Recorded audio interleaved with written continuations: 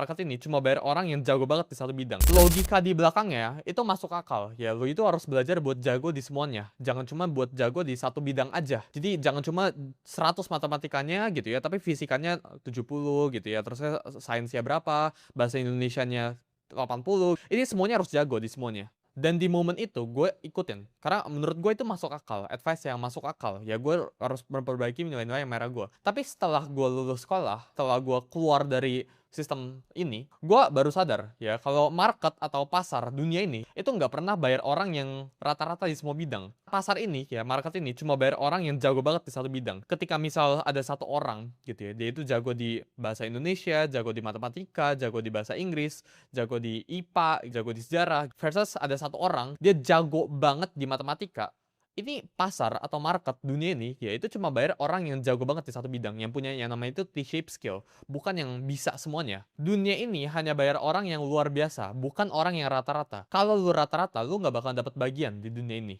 Dan untuk lu jadi luar biasa, ya lu ini butuh konsentrasi, lu ini butuh fokus. Sangat susah ya untuk lu jago banget di trading, atau misal gue jago banget di media, tapi gue harus jago banget juga di matematika gitu ya dulu. Gue harus jago banget juga di bahasa Indonesia, gue harus jago banget juga di bahasa Inggris. Sekarang gue pengen kasih lu data ya, biar ini gak jadi opini gue pribadi doang. Gue pengen lu bisa ngecek dan bisa verifikasi. Ya ini beneran ada real study case-nya. Jadi dulu ya itu ada satu institusi namanya itu Gallup. Mereka itu ngelakuin polling secara organisasi. Institusi Gallup ini ya itu ngelakuin research ke perusahaan-perusahaan besar ya untuk ngukur matriks-matriks karyawannya itu. Jadi karyawannya itu bekerja itu efisien atau enggak, terus karyawannya itu happy atau enggak, dan sebagainya. Pertanyaan dari Gallup ini simple. Mereka itu pengen lihat hidup orang yang fokus ke kekuatan mereka itu kayak gimana, sama orang yang fokusnya itu memperbaiki kelemahan mereka itu kayak gimana.